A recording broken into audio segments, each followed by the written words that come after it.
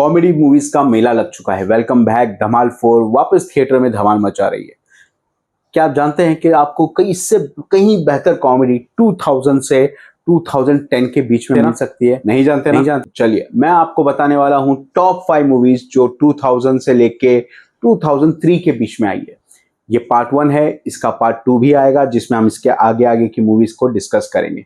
मैं इसमें सिर्फ मूवी के बारे में नाम ही नहीं बताऊंगा, उसकी स्टोरी भी बताऊंगा, थोड़ा सा आइडिया दूंगा और उसका बेस्ट होना क्यों है, वो क्यों इतनी बेस्ट कॉमेडी है, ये भी मैं बताऊंगा। तो चलिए बिना वक्त गवाए वीडियो शुरू करते हैं। मैं हूं आपका दोस्त और होस्ट एपी और आप देख रहे हैं एपी पॉपकॉर्न पिक्स। नंबर 1 पे सबसे पहले आती है वो मूवी जिसका आपने नाम डेफिनेटली सुना है और आपने देखा ही होगा। शायद ही ऐसा कोई होगा बॉलीवुड फैन जिसने ये मूवी नहीं देखी होगी। बात कर रहा हूं हेरा फेरी। जी हाँ, अक्षय कुमार, सुनील शेट्टी और परेश रावल की ये ट्रायो ने हमें इतना हंसाया कि क्या बात है, इसने तो एकदम कमाल ही कर दिया।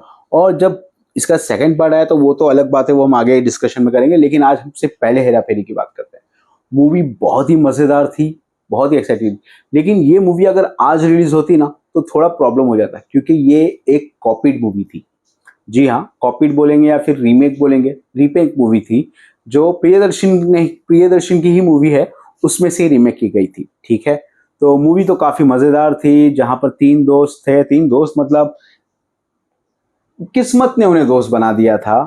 टेनेंट थे, वैसे तो टेनेंट है। सुनील शेट्टी और अक्षय कुमार जो थे वो रेंट पे रहते थे बाबूराव के पास, यानी परेश रावल के पास। और किस तरह से वो एक प्लान बना लेते हैं जो कि गलत रास्ता होता है, मगर एंड में जाकर सब सही हो जाता है। तो बड़ी मजेदार मूवी थी। उनकी जो जर्नी थी बहुत मजेदार थी। अगर आपने देखी है हेरा फेरी तो आपने बहुत एंजॉय किया होगा। उसके कई सारे डायलॉग्स और मीम्स आज भी हम बोलते रहते हैं। अब आते हैं नंबर 2 पे। तो नंबर लव के लिए कुछ भी करेगा। अब देखिए, लव के लिए कुछ भी करेगा ये मूवी जो है ना, शायद बहुत सारे लोगों ने नहीं देखी होगी। वैसे मैं बता दूं, इसके अंदर फरदीन खान, आफ्ताब शिवदसानी और सैफ अली खान है।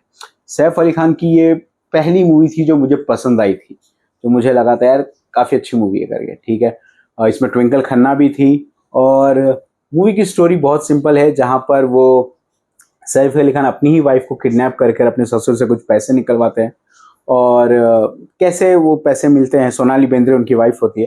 तो बस यही कहानी इसमें बताई गई है। तो मूवी काफी मजेदार है, इंटरेस्टिंग है। मूवी में जो सबसे मेन कैरेक्टर है वो ना ही फरदीन है, ना ही सैफ अली खान है, ना ही अपने कौन है वो आफ्ताब शिवदसानी, नहीं, ये तीनों ही नहीं। मूवी आपको देखनी है मेन असलम भाई यानी जॉनी लीवर के लिए। ये मूवी जॉनी लीवर के लिए डेडिकेटेड है।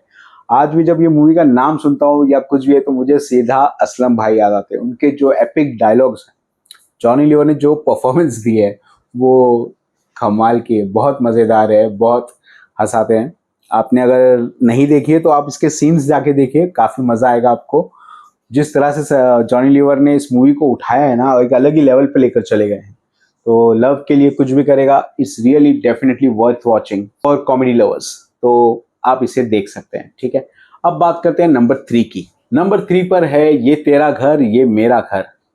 जी हाँ, ये भी बहुत कम लोगों ने देखी होगी। इस मूवी के जो मेन कैरेक्टर है वो अपने दयानंद यानी कि सुनील शेट्टी हैं और दूसरी कैरेक्टर है महिमा चौधरी। इसके साथ परेश रावल की कॉमेडी भी इसमें 4 चांद लगा देती है।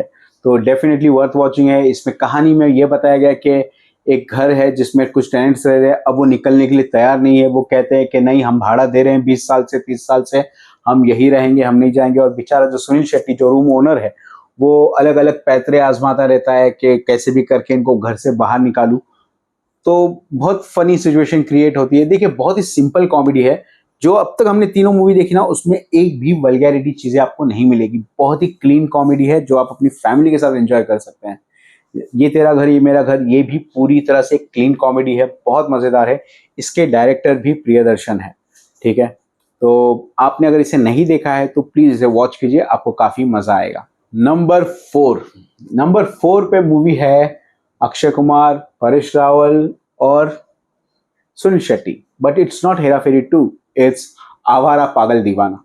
वैसे इसमें आवारा और पागल जो है वो सुनील शेट्टी और अक्षय कुमार के लिए, और दीवाना जो है वो आफ्ताब शिवदसानी के लिए। लेकिन अब आवारा जो है वो अक्षय कुमार है, पागल जो है वो सुनील शेट्टी है और दीवाना जो है वो आफ्ताब शिवदसानी है। लेकिन मुझे लगता है कि नहीं, इसमें जो पागल है वो तो परेश रावल है, क्योंकि उनके जो डायलॉग्स थे, मनी लाल का उन्होंने कैरेक्टर प्ले किया है और जिस तरह से वो डायलॉग डिलीवरी करते हैं बड़ा मजा आता है। वो जिस तरह से एक एक चीजों के नाम भूल जाते हैं। नाम भूलने की आदत तो बहुत सारे लोगों को होती है, मुझे भी है, मैं भी भूल जाता हूँ। और मेरी खासियत ये है ना, जब मैं किसी का नाम भूल जाता हूँ तो और मैं उसे देखता हूँ, मुझे उसका नाम याद नहीं आ रहा होता, तो वो जिस तरह दिख रहा होता है, जैसे मुझे उसको देखकर कोई कैरेक्टर याद आता है मूवी का या फिल्म का, तो मैं उसे भानु प्रसाद, ए लालू प्रसाद ऐसा करके बुला लेता हूँ उसे। ठीक है, तो यहाँ पर उसके प्रसाद भी यही प्रॉब्लम है, वो नाम भूल जाता है। यहाँ पर सुनील शेट्टी का कैरेक्टर भी बहुत मजेदार है। वो एक्चुअल में उसी बीमारी के शिकार है जिसके रोहित शर्मा है। वो अरे वो है ना, वो कर दिया ना, अरे वो आ रहा है ना, उधर जाना है ना, तो वो इस तरह के बातें करते हैं। बहुत ही मजेदार है, फनी लगता है। आपने अगर आवारा पागल दीवाना नहीं देखी है तो डेफिनेटली देखिए। मूवी की स्टोरी इतनी मजेदार नहीं है लेकिन कॉमेडी भरपूर है, बहुत हंसी आएगी। इवन जो ओमपुरी का जो स्टार्टिंग में 2-3 मिनट का रोल है जिसमें उनकी डेथ हो जाती है, लेकिन वो 2-3 मिनट में भी वो बहुत सारे ऐसे डायलॉग्स बोलते हैं जिन्हें आप गौर से सुनोगे ना तो आप बहुत हंसोगे। बहुत सारी इंटरेस्टिंग चीजें, अगर आपने नहीं देखा है मूवी को ध्यान से तो जरूर देखिएगा एक बार, तो आपको मजा आएगा। अब आते हैं हमारी आखिरी मूवी पे जिसको मैं बताना चाहूंगा, वो है नंबर 5 की। नंबर 5 पे है हंगामा, प्रियदर्शन।